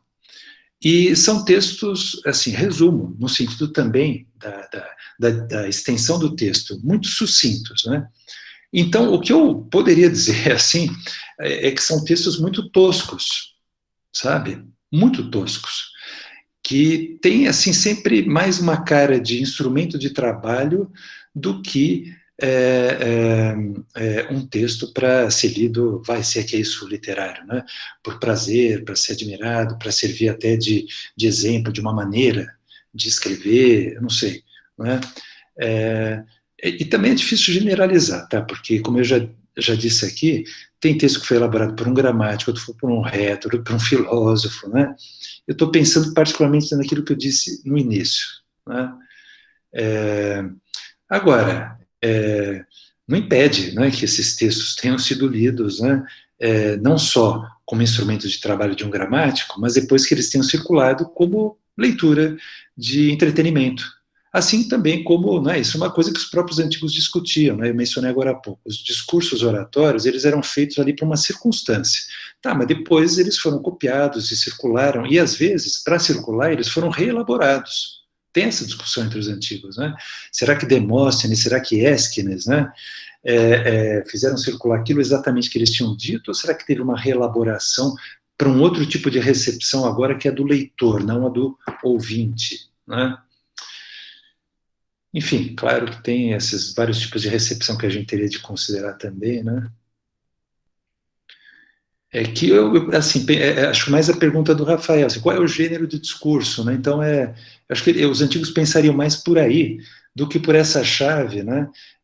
Texto literário, é isso que só que eu estou querendo dizer. Então, dá para dizer, ó, é um resumo diegético, narrativo, né? Dá para dizer algumas coisas assim, né? Mais precisas do que, tá? Vou resgatar aqui uma pergunta, Marcos, do Eduardo de Freitas, nosso colega aqui do laboratório. Eduardo, tá. Lá em cima, que ele pergunta, né, sobre o âmbito da racionalização, se algumas interpretações são mais próximas da filosofia da natureza e outras próximas da moral. Sim, sim, viu, Eduardo? Isso acho que só naquele texto único que eu pude ler, né, tinha as duas ali lado a lado, né? Umas que iam para a filosofia da natureza, outras para a filosofia do comportamento humano, então física e ética, né? A gente percebe, então, de acordo com o autor, se ele for um filósofo, então, de acordo com a orientação filosófica dele, o interesse mais por uma do que por outra. Então, esses históricos que eu mencionei, eles se interessam particularmente por lições, assim, por apontar por meio de uma leitura alegorizante, né? Por lições de física e de cosmogonia. Tá? Agora, outros autores podem se interessar por essas lições éticas e outros ainda podem passar por uma e outra. Aquele Heráclito, por exemplo, né? Ele vai a ambas. Né? Ele vai a uma interpretação ora física, ora ética dos eventos narrados na Ilíada. E tem uma outra que é de natureza, não é nem alegórico-filosófica, mas é aquela racionalizante histórica, tá? Mas são raríssimas essas, né? Ok, a gente tem mais duas perguntas, pelo que eu vi aqui. Uma pergunta da Laís, né? Ela pergunta se o que você acha do evemerismo, explica a ideia de que os deuses seriam figuras de carne, como Zeus teria sido, na verdade, um rei, se aproxima de alguma das interpretações dos mitógrafos, a interpretação histórica, talvez. É a Laís que perguntou? É a Laís Cajé. Tá. Sim, totalmente, Laís. Ele tá, assim, é um dos primeiros, é o chefe dessa corrente que você pode chamar a interpretação histórica dos mitos. Né? A tese dele é essa mesma que você já mencionou, né? Numa obra dele perdida, Hierografé, quer dizer, na escrita sagrada, né? Em que ele fala da origem dos deuses, né? Essa é a tese dele, ele pretende mostrar que aqueles que nós temos por deuses e deusas, que nós cultuamos hoje nos altares, na cidade, né? Na verdade, na origem não eram deuses, eram seres humanos. Mas como é que alguém que era um ser humano hoje é tido por um deus? Então, mas é que foram seres humanos notáveis, né? Que num passado remoto, né? Quando a humanidade ainda vivia de uma maneira muito desorganizada e muito precária, foi gente que foi dotada de uma capacidade intelectual de uma visão das coisas superior à dos demais e conseguiu fazer isso, organizar a vida, né, da humanidade, criar, descobrir, fabricar instrumentos que são técnicas, né, que também colaboraram muito para o conforto que aos poucos a humanidade pôde alcançar. Então, esses que pela primeira vez organizaram a vida humana em grupo, e daí descobriram as primeiras técnicas, a técnica de arar a terra, a técnica de David fazer o vinho, a técnica do trigo fazer o pão, né? A técnica a arte, o conhecimento, se você quiser, dos astros, né? Esses que pela primeira vez fizeram isso, né, foram tão admirados em seu tempo que quando eles morreram, a memória deles foi sendo cultuada. Só que com tanta admiração, que a admiração foi crescendo, crescendo, crescendo, e ele foi tomando, esses foram ganhando um tamanho maior do que o que eles tinham originalmente. Eles eram notáveis, mas não a ponto de, com o tempo, serem tratados como sobre-humanos, e daí já como deuses. Claro, o que está suposto aí nessa tese de Evêmero? Tucídides, é o que Tucídides diz lá nos primeiros parágrafos do livro 1 da Guerra do Peloponeso. Quer dizer, as coisas que Homero narrou, tá, ele pôde narrar para o público dele, porque já para o público dele eram muito antigas. E essas coisas muito antigas, lá na época delas, elas eram tão grandes quanto as coisas atuais. Só que aí você vai contando, vai aumentando o tamanho das coisas, e com o tempo, né, epicronoi, essas coisas vão ganhando um tamanho maior do que elas tiveram. E com o tempo, não tem mais nenhuma testemunha ocular viva, né? Nem o pai, nem o avô, nem o tataravô, ninguém para controlar, né, o discurso que está sendo feito acerca dessas coisas, né? Então, a tese dele é essa, é que na origem... Então, o que ele pretende fazer? Daí, eu falei de Tucídides, mas ele pretende também fazer como Heródoto. Eu vou viajar por aí, e eu vou ver as coisas com os meus próprios olhos, eu vou investigá-las diretamente, o historém, né, do historikos, né?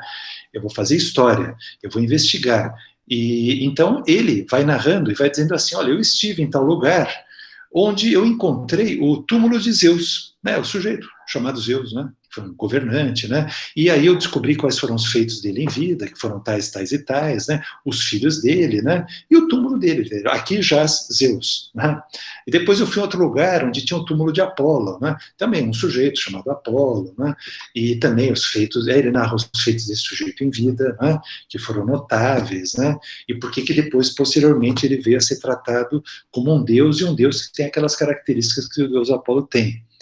Então, essa é a tese maior dele. Então, é um pouco aquilo que eu falei, né? Quer dizer, esses historiadores, eles supõem que as narrativas míticas sejam uma narrativa distorcida, deformada de uma narrativa original. E nessa deformação, as coisas ganharam um tamanho muito maior do que o que elas tinham originalmente, a ponto de se tornarem sobrenaturais. Mas o que é sobrenatural na narrativa, para o historiador, é inverossímil, e no limite é falso. Então, o narrador tenta restituir a narrativa original. Então, no caso de Evêmero, a narrativa original é essa. Olha, foram grandes pessoas, mas pessoas, não deuses. E a gente, hoje, quando vai aos templos, a gente está cultuando o vazio, certo? O templo de Zeus, um grande vazio, né? O templo de Apolo, um grande vazio, porque se não existem os deuses, não tem nada lá para a gente cultuar, né? Mas, obrigada. A penúltima pergunta é do Fernando Macioli, depois passo para o Beethoven. O Fernando pergunta sobre alguma referência bibliográfica que trata do desconhecimento de gêneros antigos. Não entendi. Uma referência bibliográfica? Uma pergunta bibliográfica sobre alguma referência bibliográfica que trate do desconhecimento de gêneros antigos. Fernando, a gente não entendeu. Gêneros... Oi, gente, deixa eu falar aqui, então. A gente vai escrever, o negócio não sai, então. Você está pensando e ouvindo o colega. Não, na verdade, você citou aí essa questão que eu acho muito interessante. Eu acho que até hoje eu não tinha ouvido alguém sintetizar tão bem quanto você. Nós pegamos muitos documentos que, inclusive, eles são livros que ele tratam do que a gente chamaria de gêneros, e são gêneros diversos. Eu trabalho com manuscritos que têm um material poético, né, que nós chamaríamos de poético, que tem narrativas e que tem textos legais em um documento só, né? E isso que você falou foi muito bom para mim, né? Eu gostaria de saber se você conhece algum material bibliográfico, né, que trate dessa perspectiva de não gênero, né, ou de que eles não trabalhavam com essa ideia, né, quando iam redigir os seus textos, né? Você conhece alguma coisa? Então, Fernando, eu não sei se eu me expressei bem, eu estava falando assim quanto à questão do literário, tá? Não só esse termo, essa noção do literário, tá? E, por outro lado, eles trabalham, sim, com a noção de gênero, mas, assim, aqueles que eu disse, entre outros, né? O gênero poético, então tem...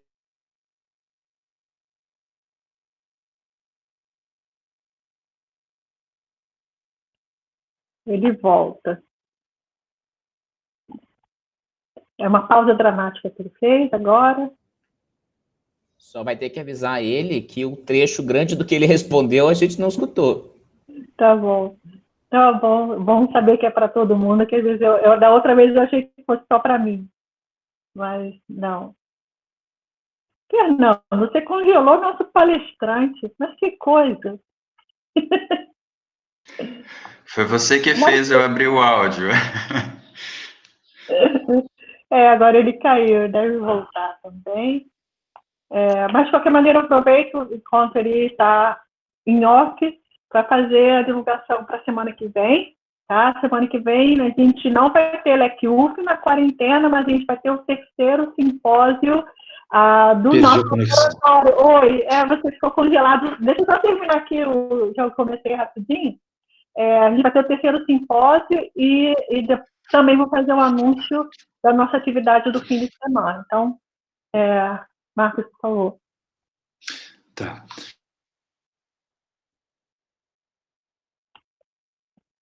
Ai, meu Deus do céu. Nossa, congelou de novo. Então, aproveito para falar, né? Ele volta sempre.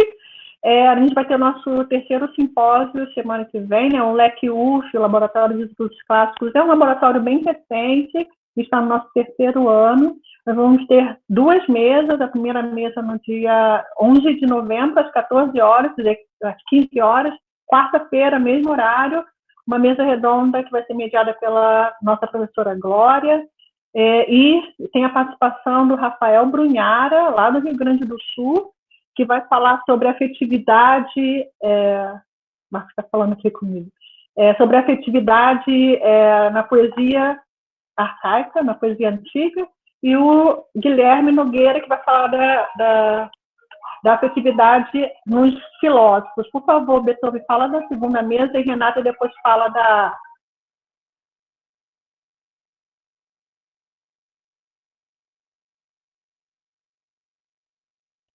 Desculpa, Marcos.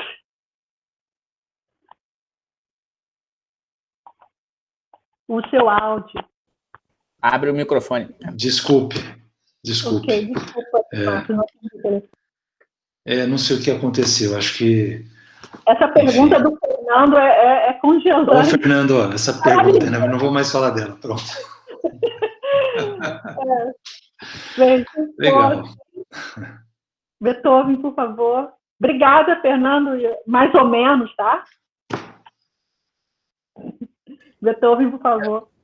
A minha pergunta vai ser muito simples, é só para organizar o pensamento aqui. Então, primeiro, agradecer imensamente a fala realmente brilhante, Marcos, a todo mundo que está aqui até agora. Mas a minha pergunta é bem simples. Quando você listou lá os mitógrafos, logo no início, você mencionou alguma relação deles com a escola de Aristóteles. E a minha pergunta é mais direta, a partir de uma leitura que eu venho fazendo de teatro antigo, em que a sistematização proposta por Aristóteles é uma sistematização, no mínimo, capenga, para falar de teatro, porque, como você bem disse, ela dá conta de parte do texto e praticamente do que seria o que você chamou de resumo, né? Ela dá conta dessa narrativa diegética. e para falar que isso é tragédia. Mas a minha pergunta mais simples é, nessa relação dos mitógrafos com Aristóteles, a gente consegue pressupor ou entrever uma relação de influência de quem para quem? Os mitógrafos teriam influenciado mais Aristóteles ou Aristóteles influenciado mais depois a mitografia, digamos assim? Tá. Então, boa pergunta, Beethoven, obrigado. Então, de novo, né, como eu estava dizendo, isso que a gente chama de mitógrafos, né, na verdade são autores de orientação muito diversa, né, uns na verdade se diziam gramáticos, outros rétores, outros filósofos, outros talvez historiadores, né, e desses, né, tem alguns, né, que fizeram esse trabalho particular, né, de resumir epopeia e, mais do que epopeia, tragédia, né, que são filósofos que têm alguma orientação aristotélica, porque esses que eu mencionei têm essa orientação, né? Então, não é? Todos esses são posteriores a Aristóteles, claro, eles passaram pela escola dele. Agora, algum anterior a Aristóteles, só se a gente for aquele que eu mencionei, né? Quer dizer, que escreveu lá as Tragoidúmena, sabe? Aquele Asclepíades de Tragilo. Esse que a datação mesma é incerta, mas parece que ele viveu, se não no 5, no fim do 5, início do 4. De qualquer maneira, ele seria anterior a Aristóteles. Então, essa obra, né, os Tragoidúmena, né, seriam já uma coleção de resumos, né, de tragédias, enfim, várias, né, de vários autores. E daí esse trabalho de alguém que então é anterior a Aristóteles, né, ele reaparece na escola de Aristóteles, né? Então a gente pode dizer que nesse sentido já tem gente que fez o que a gente da escola de Aristóteles vai fazer antes de Aristóteles, né? Então eu diria que nesse sentido veio primeiro gente como esse Asclepíades, né, e depois esse trabalho a escola de Aristóteles deu prosseguimento a ele, né? Mas a gente já vê aí também nesses resumos, né? Mas é que aí que está, essas obras são fragmentárias para nós, mas pelo que a gente percebe, né, dos fragmentos, né, parece, então só dá para dizer parece que o interesse já era aquele mesmo, né, na ação que se desenrola ali na parte dialogal, sabe, aquilo que com o tempo foi sendo chamado conteúdo, né, da obra, né, que a gente sabe quanto isso aí é problemático, né, quer dizer, não só o termo, digo, o conceito, né, e se você pensa lá, vai, nos 7 contra Tebas de Ésquilo, como é que você vai separar, né, a personagem o tempo inteiro está conversando com o coro, né, como é que você vai, então, quer dizer, também tem esses problemas, né, mas assim, historicamente falando, já tinha gente que fazia esse trabalho antes. Obrigado, que obviamente eu não vou fechar nenhum entendimento agora, estou tentando entender exatamente se o interesse do Aristóteles na hora de descrever a poética a partir da tragédia já era um pouco em função dessa leitura desses resumos, de conhecer várias tragédias, mas a partir disso, numa brincadeira, como se fosse comentar a tragédia a partir dos resumos da Wikipédia, né? Que ele tem lá uma grande Wikipédia de vários resumos de tragédia, e dali ele traça uma sistematização de um todo, e que, de fato, ele não conhece. Ele conhece a variante resumida narrativamente, não é? Isso é muito possível, eu acho, Beethoven, antes de mais nada, pelas condições mesmas de encenação das peças de ocasião, que eram feitas para ser encenada, o mais das vezes, uma única vez, lá naquele concurso dramático. Acabou. Agora, todas as peças eram copiadas e circulavam em cópias de cada peça que foi encenada a cada vez? Muito provavelmente não.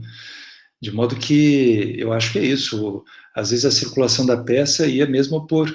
Né, a gente tem notícia de que nos concursos dramáticos, né, por exemplo, no caso das Grandes Dionísias, os 3 selecionados tragediógrafos, né, antes do concurso, já tinham um pró-agon, quer dizer, um pré-embate, em que cada um já dava um resumo da sua peça, quer dizer, da sua trilogia trágica e do seu drama, da sua tetralogia dramática.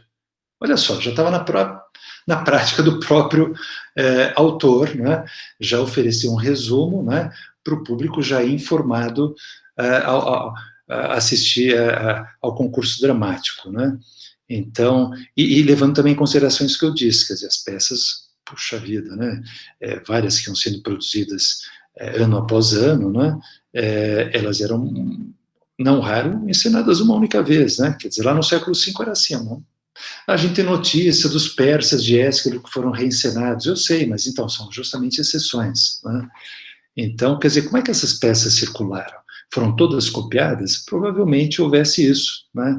Além de algum manuscrito, né, da peça toda, houvesse já esses resumos, como esses de Asclepíades, que é justamente mais ou menos contemporâneo desses autores do século V. Né?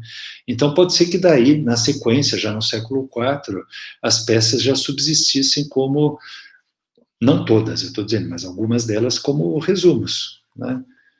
Agora, é difícil saber se quando Aristóteles menciona peças perdidas para nós, né, se aquela ele leu no resumo, se aquela lá ele ainda podia ler, né, numa versão manuscrita, né, da peça. Mas a sua questão é interessante, né, eu entendi. Obrigado, você me ajudou a entender um pouco, você falou tanto de, falou algumas vezes de tara, né, a tara do Aristóteles por mitos, né, ele tem essa tara, ajuda a entender um pouco. Isso. Marcos, É um mitômano no outro sentido, né? Mais uma vez eu quero agradecer em nome do laboratório. Legal. A gente já passou um pouquinho da hora, vai ter que encerrar. Enquanto você congelou desde os anúncios, quem está inscrito vai receber as notícias nossas em breve. E obrigada pelo público, pela sua apresentação. Tem gente aqui que estava no seu curso também e que está anotando de novo. E a gente faria mais uma vez, olha, você pode dar esse curso, porque cada vez a gente pega, né, uma chave diferente. A Stefania também estava no curso, a gente concorda com isso, realmente abre nossos olhos e é muito rico, né? E é muita coisa também. Então, cada vez mais a gente aprende. Agradeço por isso, agradeço em nome do laboratório, agradeço ao nosso público que nesses 7 meses, né, desde abril, esteve aqui com a gente de forma fiel, interagindo, se conectando. A gente se encontra semana que vem num outro formato, vocês vão saber daqui a pouquinho em breve. E os meus colegas que estão aqui, né, além do público, meus colegas, Renatinha, que está aqui, Glória já foi, Eduardo já foi, Adriane, que apareceu, Beethoven, obrigada a parceria. Stefania, obrigada pela chave que abre todas as portas. Um beijo para todo mundo, Marcos. Tchau. Eu também queria agradecer mais uma vez o convite aos que estiveram aqui, aos participantes. Assim, não deu para ler todas as questões, mas o pouco que eu li e também o que eu ouvi aqui foram questões muito importantes que, inclusive, permitiram tocar pontos que eu não tinha podido tocar e, para mim, também foi muito enriquecedor, tá? Obrigado. Obrigada, Rafael. Tchau, Ana. Tchau, gente. Tchau, gente. Fiquem bem. Obrigado, Marcos. Obrigado a todo mundo. Tchau.